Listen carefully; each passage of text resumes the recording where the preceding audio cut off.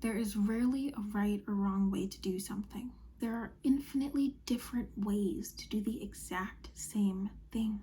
My kindergarten taught us their version of the alphabet song. I then started at a new school for elementary school. My first grade teacher had been that school's kindergarten teacher the previous year, meaning many of my classmates were previously her kindergarten students. On the first day of school, she said, "Let's sing the alphabet the way we do."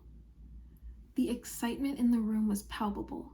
We all wanted to show our teacher that we had retained our knowledge of the alphabet over summer vacation.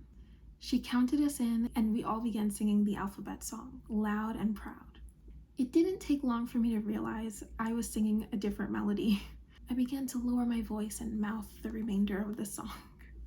I knew I wasn't wrong. I just knew I had to learn the way they sang the alphabet song at this new school. Something else I learned at this elementary school was how to correctly write a header on my loose leaf paper. My full name on the upper left, the date on the upper right, the teacher's name on the lower left, and the class section on the lower right. Simple enough. 5th grade rolls around. I'm at a different school now. And one of my teachers asked us to write our heading on our pieces of loose leaf paper. So I did.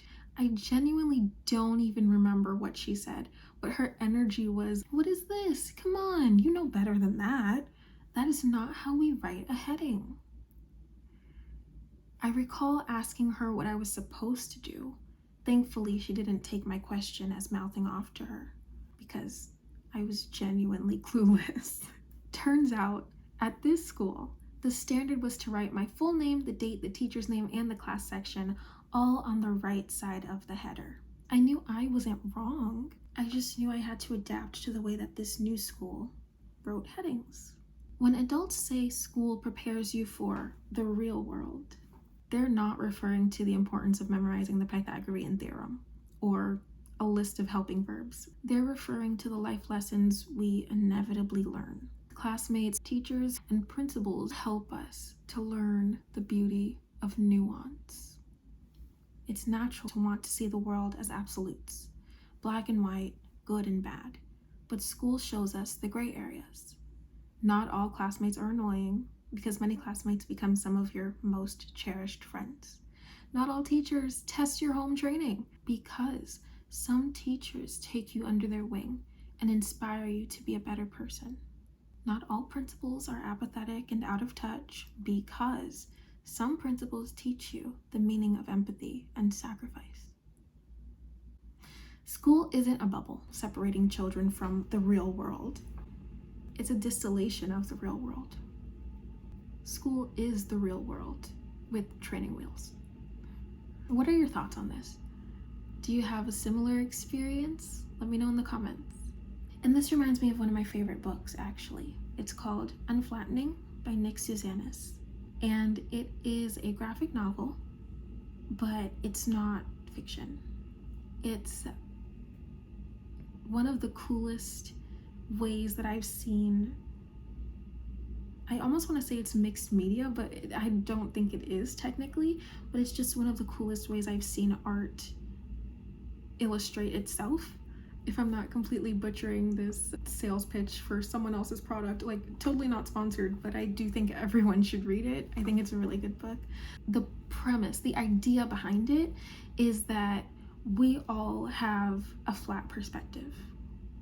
You know those like blocks that have a different color on each side, like those cubes?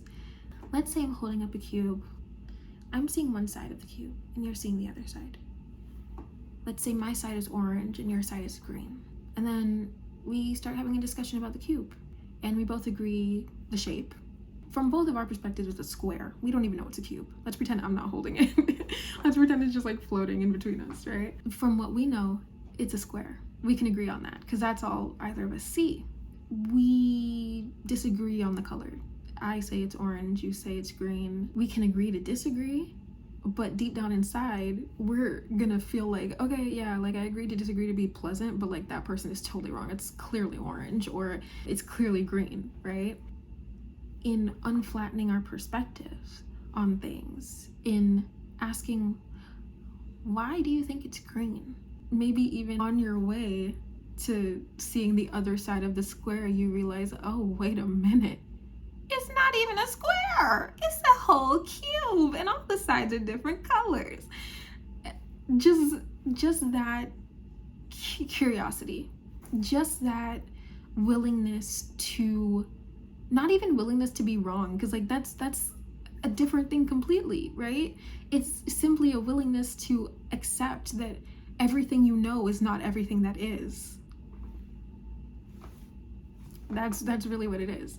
That willingness to expand your perspective and think, okay, I could be right and they could be right. Two things can be true at the same time. And even if they seem like they cancel out each other, even if they seem like there's no way this square can be orange and this square can be green at the same time, chances are there is a way. Chances are the square ain't even a square. So yeah, I don't actually remember if that particular example is in the book, but just the way it's illustrated is really cool. Another example is if you're, what time is it? I'm on my lunch break right now. Another example is if you're standing across from someone and you're facing each other and you say to the right and they move to your left. Y'all are operating from different perspectives. The person might even have the follow-up question, your right or my right? I say all that to say, I think it's a really good book, and I think it helps to establish a framework for good conversations that help us to understand each other's perspectives on things. So back to the original. I was really only supposed to read this. I published what I said talking about the schools on, when did I publish that? August 20th, 2020 on my blog. And I was just planning to read it, but then it made me think of my favorite book and I wanted to mention it to you guys, and then I kind of stream of consciousness it. But that's that on that. I hope you have a great day, and I hope that you have conversations with other people. What things do I see as a fact? What things do I see as like indisputable, when in truth it's just my perspective? It could be a side of a fact, right? But what things do I think are like the whole picture and it's just simply not, you know? I think it's cool to be open to expanding your perspective. Thanks for coming to my TED Talk.